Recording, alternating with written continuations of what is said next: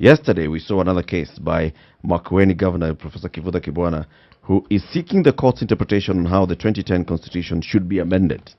Professor Kibwana, in the case filed before the Supreme Court, wants the court to rule on whether the constitution can be amended through a bill. He also wants the court to decide on whether the national or county governments can steer a constitutional amendment through a popular initiative. According to the professor, the BBI is against the constitutional requirements for amendment. He says, "I'm apprehensive based on my training in law and governance and my own conscience as a citizen that in the manner which the BBI has been undertaken, including the process as well as the nature of the proposed bill to amend the constitution through popular process, runs counter to the requirement of the constitution." This is what the governor of Makueni, the man who would like to be the president of the Republic of Kenya in a few years' time, has gone to the Supreme Court, and this is what he wants the Supreme Court basically to rule on whether this is the case. Okay? We are now joined by the good governor, Professor Kibwana. He's on the line. Good morning, Governor. Good morning. Good morning, Spice. Good morning. Good morning. Welcome to the Situation Room, Governor. Good to have you again. Thank you very much. I'm happy to be with you. So let's just dig right into it. You went to the Supreme Court. There are issues that you're raising, interpretation and advice of the Supreme Court on what exactly is happening with the BBI process. Just briefly tell us about it. What is it that you are seeking from the court? What I'm seeking from the court are basically two things. For the court to advise whether you can amend the constitution and bring together about 78 matters or issues in 13 of the 18 chapters of the constitution and 6 citizens to vote in one soup. So that all those matters that are usually unrelated because they cover different aspects of the constitution, a citizen is asked to vote only once for all of them, or should a citizen be asked to vote for each matter separately? Because since independence, 1963, when we started changing the constitution, after independence in 63, we had slightly over 30 constitutional changes, amendments. And we used to do them one by one. But this particular proposed amendment by BBI, 6 in one bill has amended 78 parts of the constitution. So that's one thing that we are asking, because we wonder, can that be a true yes or a true no, because all those things are mixed together. Then secondly, there are two ways of amending the constitution. One is by popular initiative, usually reserved for citizenry.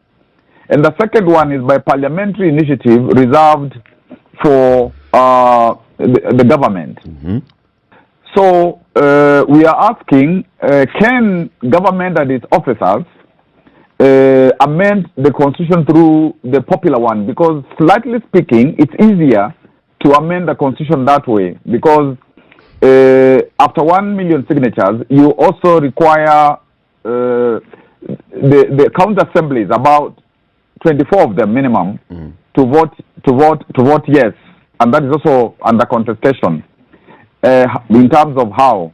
Then Parliament, will also vote, and even if it doesn't accept, still the matter goes to the referendum to where the people are. So that is easier, because the parliamentary route involves getting at least 2/3 of all of Parliament, and then a referendum if it's a matter that requires a referendum. So I suspect that the government thinks it's easier to approach it through the popular initiative, which is usually reserved for the citizens, instead of going through Parliament. So those are the two things basically that we're asking. If I hear you right, you don't sound like you're opposed to the BBI at all, Your Excellency. Counties have a role in terms of the constitutional reform process. Yes. Of course, the county assemblies are actors, as I have explained, in terms of voting in the popular initiative. But also, we do civic education, we do public participation for such processes. So, I want to be able to know whether I am in the law as I participate in a constitutional reform, that is in terms of civic education, public participation, because of those issues. So that is why we have brought those issues before the court for the court's determination. And of course, we have to wait until the court determines them. But there are many problems, as I've indicated. There are many problems with this BBI. It started as an initiative of two people, and there are 9 points. So in a way, when it started, we did not know that we were going to go the route of the constitution, and Mwangi, one of the joint secretaries, was able to say that. When we had all those BBI rallies, and we were enthusiastic at that time because we thought BBI was opening a national conversation, and actually the first BBI talked about all the problems, most of the problems that we had as a country. But after BBI 1, when there were all those rallies, which said what everybody wants, in BBI 2 and then 3, it changed. Like all the issues of land which were raised at Narok, they are no longer in the BBI. Issues of TJRC and all those other commissions, they are not in BBI. Issues of the corruption and the corruption body being in the constitution itself, not being in a separate legislation, they are not in BBI. So there are many issues that are a problem, but initially it is good to settle the process through the Supreme Court. Professor Kibwana, are you essentially saying that BBI 1, BBI 2 did not present the option of the amendment of the Constitution, and that is why it was initially widely accepted? Had it been that at that point you knew the Constitution was going to be amended, there would not have been the widespread support that we saw for it? In terms of the BBI started badly. It started badly because sorry, I was interrupted by it's all right. the phone. Yeah, so it started badly because it didn't start as an initiative to amend the Constitution. It was like the beginning of a national conversation. So if initially it had been said that this is a constitutional amendment exercise, and the two principals, after introducing the reason for the BBI, would say, can all Kenyans own this? And then we debate, and it is a genuine debate. And then there is a process law. You remember when we did the initial constitution for about 20 years, the 2010 constitution, there were basically two process laws. The first one under Moi, which said, the commission, how they'll receive views, all that kind of stuff. And after the failure in 2005 at the referendum, there was another constitutional process law which created the commission of experts, the committee of experts under Zamba Kitonga. So the framework of making the constitution was always clear in those instances, and we negotiated. We would be able to, to say that this is not still people-driven. But now, this matter, it just started in a gazette notice. Some people being appointed, then after a while they were changed, so that they were called another name. You don't really know when people bring views, whether they are accommodated or not. Some of the members are actually able to say things they have agreed, like say, there are other things that have come in, and so on. Even these contested issues like the judiciary ombudsman, it was something that, came afterwards. And even now, when they say that they have changed that, still the president appoints the judiciary ombudsman, and the Senate is able to kind of approve, but it will be the Senate of the person who has a majority in parliament who will be the president, likely. So you have really a constitutional process that is driven largely by two people and maybe one person, and as a result, this is not how you change a constitution. This is not how you overhaul an entire constitution. And actually, as I said earlier, if you are looking at 78 provisions in a constitution which has 264 provisions, if you are looking to change 13 chapters out of 18, you are actually basically overthrowing the current constitution without a process. And up to now, the referendum law has not been passed. There are two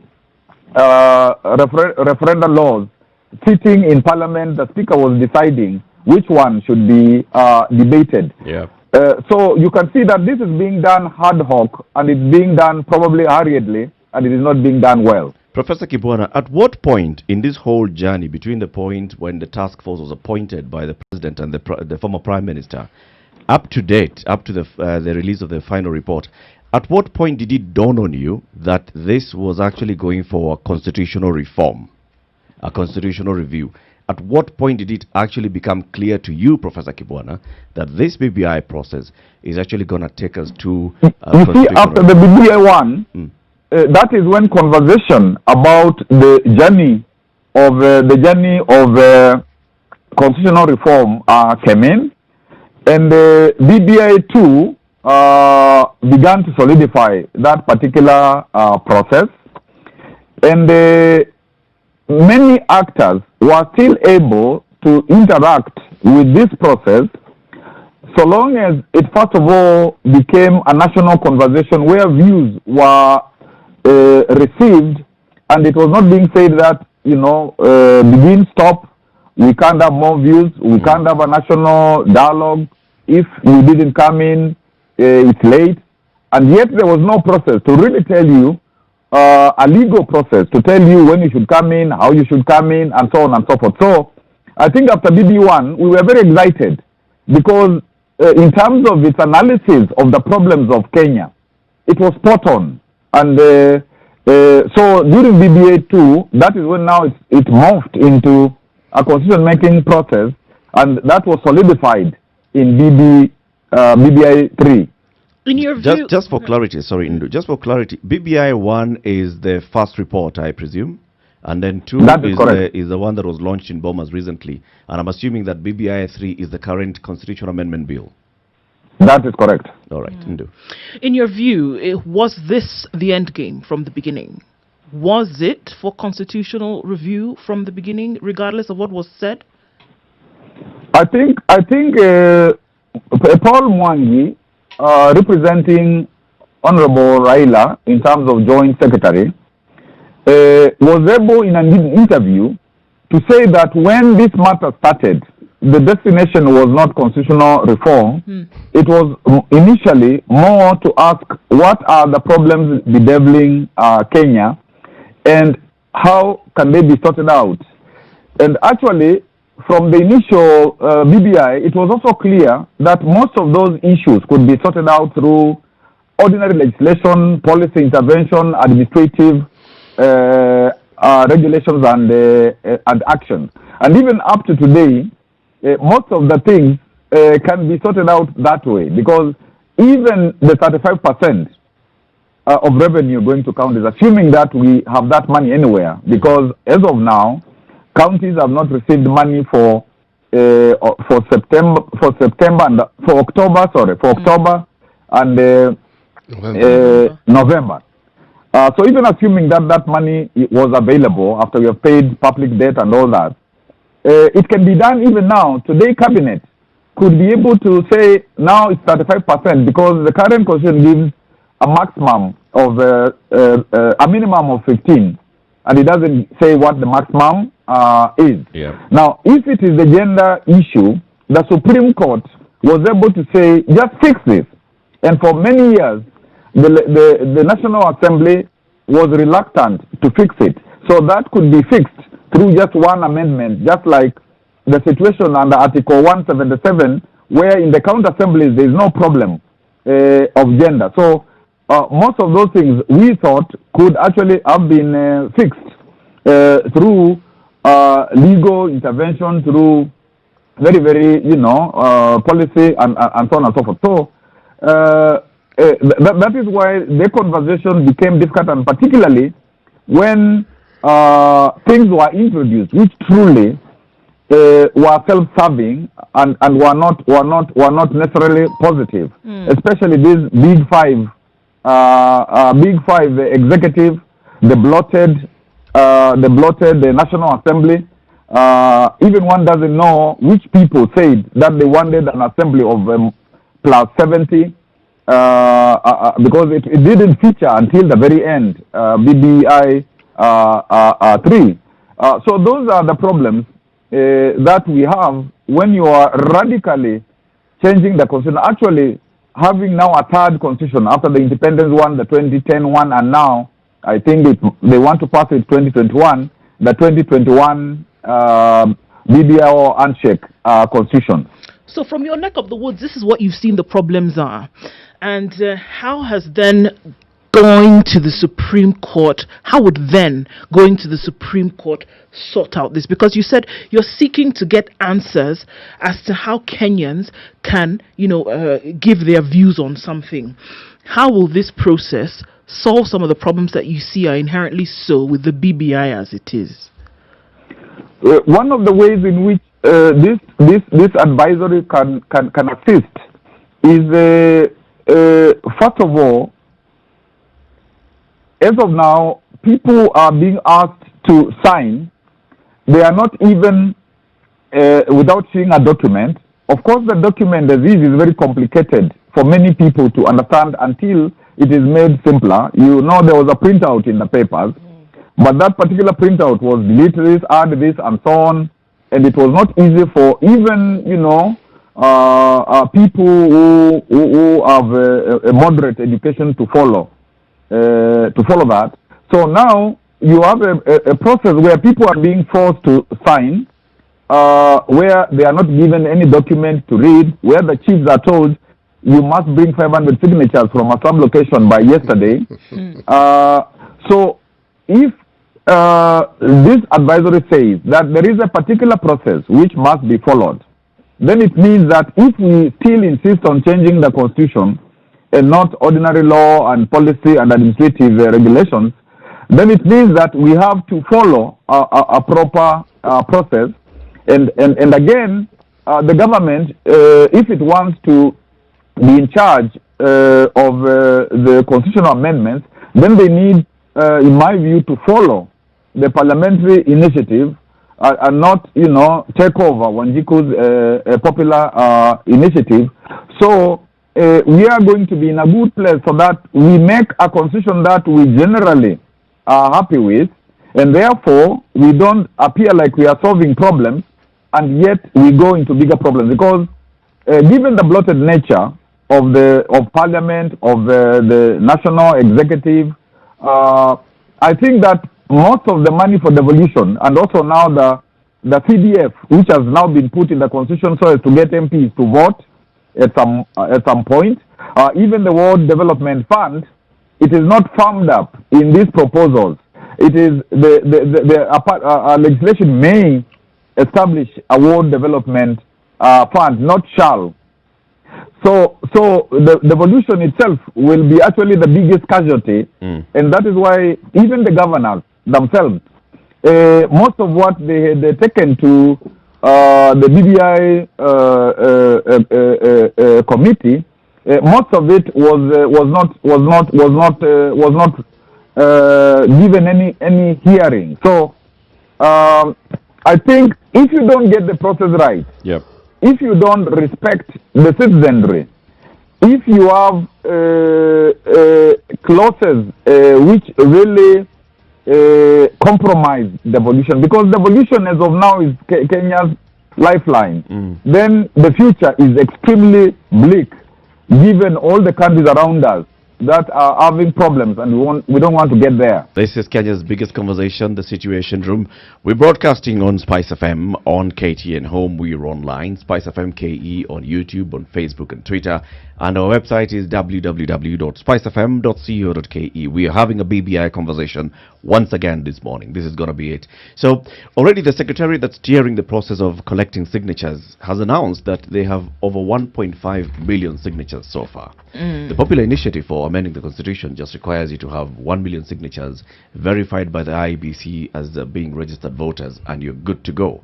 They have a target of not just doing 1 million, not doing 1.5, not doing 1.6. They want 4 million signatures just to show that clearly this is a people-driven process. Professor Kibwana, who is a constitutional lawyer who has, worked on the Constitution of Kenya for many years. In fact, one of the leading lights in the push for the current constitution, the Constitution of Kenya 2010, is on the line with us this morning. He has gone to the Supreme Court of the Republic and he wants the court's interpretation on two issues. One, he says, this is one bill that is seeking to amend very many parts of the Constitution. 78. Actually, 13 of the 18 chapters of the Constitution are going to have some amendment of sort. And it's going to be one bill. And it appears like it's going to be to a referendum as one vote of yes or no. So he wants a court's interpretation on, okay, is this the way to go? Or should we have issue per issue?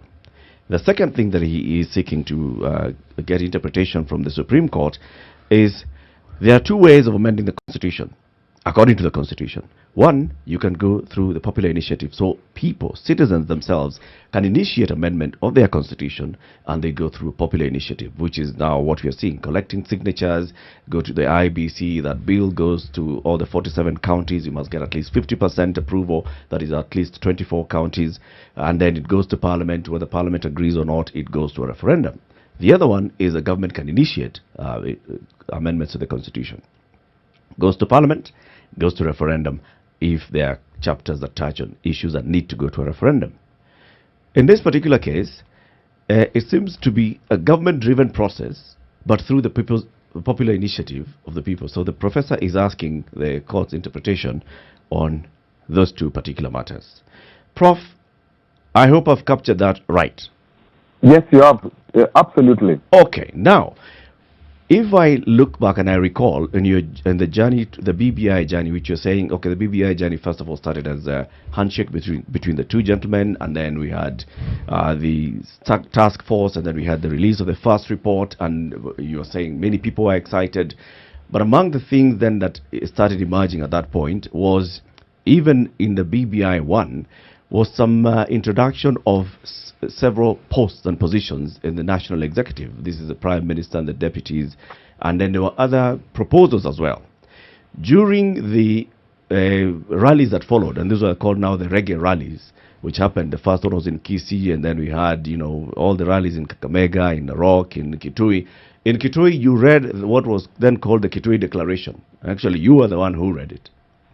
And among the things that we are saying is you support the introduction of Prime Minister's slot. We have a clip here of you speaking in Narok, and this is what you said, Professor, and then I'm going to ask you the question. Hii BBI ilipoanzwa na handshake, ilipoanzwa na baba pamoja na president wetu, ilikuwa ni kitu wameanza, lakini sasa ni kitu ya Wakenya kwa ujumla. Walizaa neno na neno imekuwa kubwa kuliko wao. Hii BBI katika inclusivity, jambo moja wa vijana wanakaa kwa jua wakati wa uchaguzi, wakati wa BBI. Sasa wakati wa wao kuletwa kwa kivuli cha BBI umefika.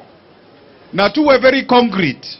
Hii kitu ya president, deputy, prime minister, deputy na nini, sio kitu ya kupa watu wachache kazi. Inamaanisha hata James, hata nani atakuwa katika hiyo serikali, kwa sababu kukiwa na 22 ministers, kukiwa na 22 assistant ministers, kukiwa na PSS, kila jamii ya Kenya inatakikana iwe katika Prof, this was in the Narok rally about 9 months ago, and you spoke and you were saying the way it sounds, this may have been started by the two gentlemen, but it has become a people's initiative. And you also spoke of some of the proposals in the first report that are talking about, introducing new seats, are not just about a few people. This is going to ensure that everybody participates in eating the cake of the country. Do you still hold the same views? Yes. First of all, let me own those words, because in life I try to be consistent.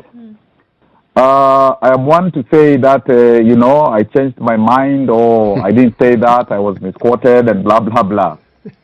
And at that initial point, as I tried to say earlier, there was promise in terms of a national conversation which could have helped us.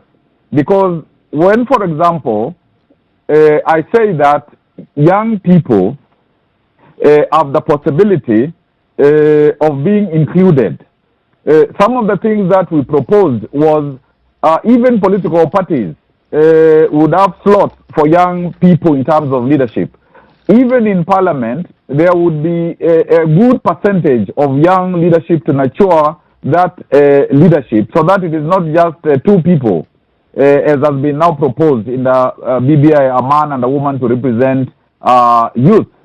Even in terms of like the youth commission that there is now, it is a youth commission, and there has been a national youth council which does not have funds. There are no funds within the constitution. The governor has tried to say, let a certain percentage be available for those young people, and let them be able to organize whatever they think will take them forward in terms of growth of opportunities, innovation, creativity, and so on.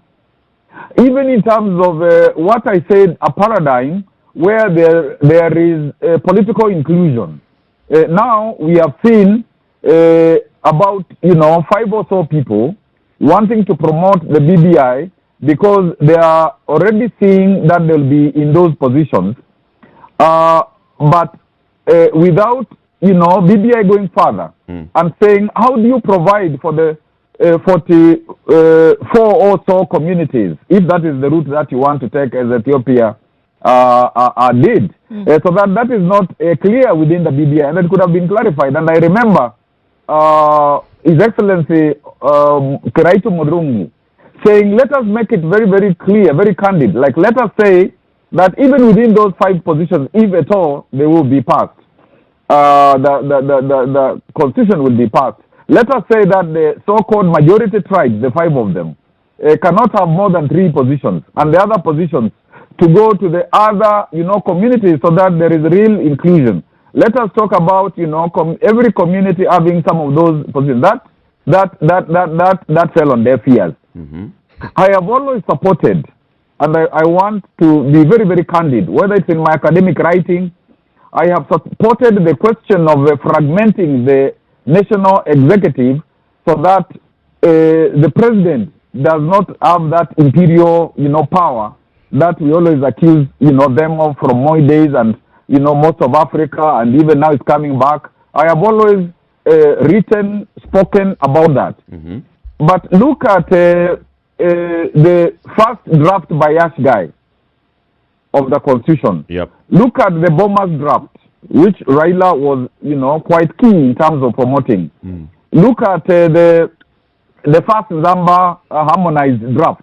There, the executive power was shared, so that the Prime Minister, in some of the instances, actually appointed the people to be cabinet, and then the president would accept. They would consult. Even the Prime Minister would chair cabinet.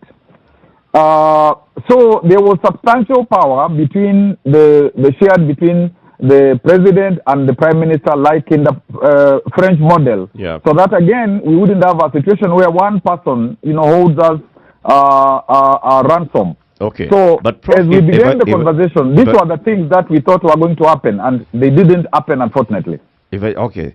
So clearly, even as you are participating in these conversations, even as the conversations were happening, it was clear that some of the things that were emerging from the BBI process would have required some constitutional amendment. And some of them would have required that you go to a referendum, because you are amending some sections that are already ring-fenced in the Constitution that would require people's vote on them. So the question that I want to ask is, during this entire process of having conversations, having national conversations on the BBI, and it being clear that some of the issues that were emerging were for constitutional amendment, what was your understanding? Was this going to be a government-initiated move that then goes to Parliament, or did you expect it to be that we are going to have, at some point, it being owned by the people and then it becomes a people's initiative? Basically, the way in which government started driving it, it was going to be a parliamentary initiative, and there were certain things that were clearly needed. For example, the question of gender, that was clear because the Supreme Court many times, the High Court, and eventually the Supreme Court had talked about that. So it was clear that that amendment had to come through. It was clear that if we did the executive in a proper way, like Yashgai draft, Bomas draft, first Zamba draft, it was clear again that there was going to be a constitutional amendment. If we entrenched within the constitution, we entrenched matters of corruption and corruption, then it was clear that was going to be a constitutional amendment. If we dealt with the land question, the way in which, the meeting in Narok, the meeting in Ukambani and blah, blah, some of those meetings, actually most of them talked about looking at public land, community land, and so on. So it was clear that the needed changes, and they were not going to be many in terms of the constitutional changes, were going to come through Parliament. And indeed, even the courts had said for gender that had to happen. But somewhere down the road, the conversation was hijacked or muted. And therefore, that is when we began to say that this is not the way which we did constitutional making, being a people-driven process, even if Parliament was going now to debate it and then it goes to the referendum. So it was actually an abuse of the process. It began to be used as a way of 2022 Part 1. A way, actually, strictly speaking, to fix the next election in advance through BBI, through the handshake, through a referendum. And that's why, personally, I said to myself, this trend is going the wrong way, and I don't want to be in it. Right, but the train is going, though, Governor. The train is going. CT tells us, you can even tell us where it has reached at some point. It's past. Yes, the train is going like... So anybody, if it seems that if you're not on this train now, that people are going to reach the destination and everybody seems to have been left behind. Even if you want to holler and scream at it and will it to come back, will to get on it, it's already gone. You see what I mean? So what kind of danger then does this pose for the democratic space in this country, where there are people who are clamoring for their own ideas to be involved in a process such as this? It is not going to happen at this point, right? We're looking at 1.5 million signatures already. We're looking at the process. It's snowballed. It's already going. Even with these dissenting views that are coming out as a result of this this process, what can really happen in the now? I think the majority of Kenyans are not buying into this. The signatures, people, are being told sign here. In actual fact, in my county, some of the chiefs asked for famine relief, and the people said their food so that they could be encouraged to sign. So it is true that at least the 1 million signatures, you can always get them. A court got them, but it was said he didn't have them. So this way of forcing a constitution on the throat of people, it's the last thing you expect, particularly from Kenya, because we thought we had gone beyond that way of doing things. We were, trying to be a democratic, country and so on. Yeah. And it's unfortunate that both the president and Raila, particularly Raila, who has some history, maybe sometimes checkered of reform politics, of opposition politics. In actual fact, now the president has two oppositions in his government: Raila's opposition and the Ruto's opposition. So it is something that looks like it is going to succeed. because they are forcing it. But I think Kenyans are going to, to rise to the occasion. When it comes to the secret ballot, Kenyans are going to say, we don't like this. We also, for example, I have asked Honorable Raila, you have said that there is no electoral justice. So how do you expect the referendum to be free, fair, and transparent if there isn't, change before the referendum so that we have a better electoral system? How is it that all the time you said your elections had been stolen? It was not true. It was a ruse. It was something you said just to get some advantage. But of course, when you ask questions like those, you get into problems. Like you remember, even when you are calling me, the phone was going to somebody else. A lady was answering the phone, which I had. And with you were my holding it in assistant. your own hand. Holding it. In my office. I am holding it. You are calling me. The phone is going somewhere else. They are drowned, hovering my place. We wanted to shoot one of them, but we were told if we shoot it, mwenyewe atakujia. So with all this, I think that Kenyans must know that this is poison. And they don't want to drink poison because they don't want to die. Professor Kibwana. And so at the referendum, yes, that's where Kenyans will meet these people who think they can force a constitution down our throat. And even if they were to read it, then our future, in my view, will be very dim, bleak, because, for example, devolution will go. There will be that imperial presidency. We shall just go through the route of any other banana republic, and yet we are a country of immense promise. Professor Kibwana, I have to ask this question. I mean, it may appear obvious what the end is, but in your view, in all honesty, these are politicians. To what end? Why, as you put it really eloquently, go against the written constitution? Why force something, or rather, why give the appearance of forcing something? To what end? When it's clear this is not how they started. What informed this change so that now this becomes imperative?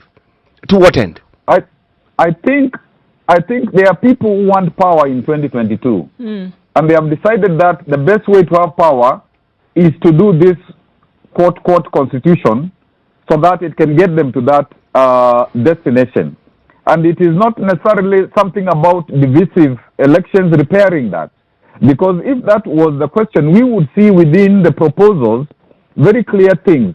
Because to say that one person is going to be in charge, there will be other four people, and it is not like a faster man equals. It is a dominant fact. That is not how you sort out, Even during the Nusumbukate government, there was consultation.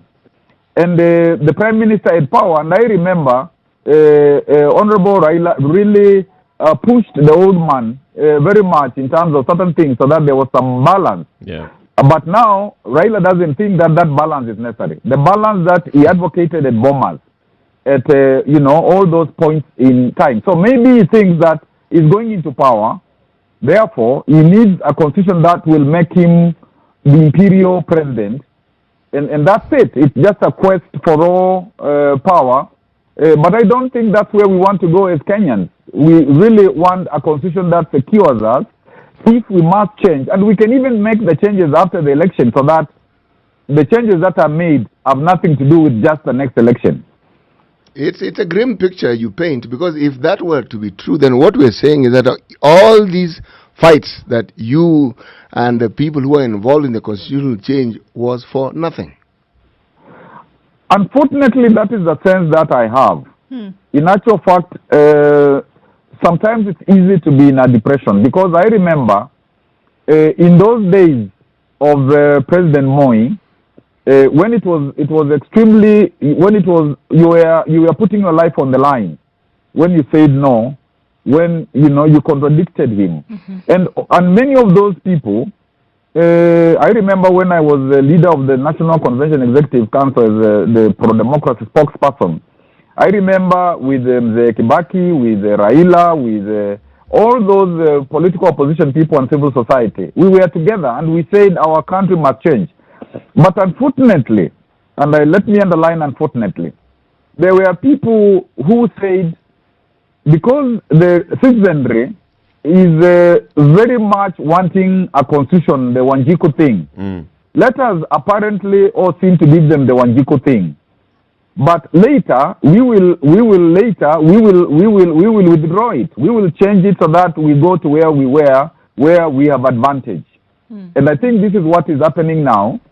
And I remember at independence, even KANU conceded to KADU, conceded to Majimbo devolution or decentralization, so that independence could happen. And then they said, since we will be in power, we will change it. And in 64, they were already doing that. So it is a grim picture. But I think Kenyans, by the time there is a referendum, if any, because I hope the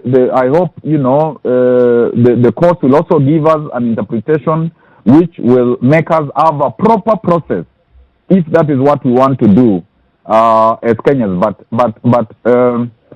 I am not just somebody who, I don't think I'm just somebody who is, just an happy governor or whatever it is. But from my reading of the Constitution, from my reading of African history, of Kenyan history, I think the handshake is really taking us to a very bad place.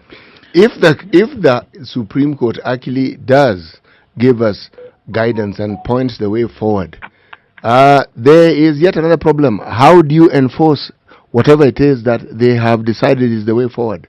Because we have a government that seems to have taken a liking to ignoring court decisions. I think when you begin ignoring court decisions, because the courts are the arbiters, it means that you are telling people that they need to resort to self-help to sort out their issues. And that is not where to go in our country, where we were beginning to make good strides towards a democratic future. So I think it is negative that, for example, the president, judges are there. He's supposed to appoint them. He says he will not appoint them. As a council of governor, we always go to court to challenge legislation that the parliament passes, which is against the constitution, and we have very many of such legislation which we challenge successfully.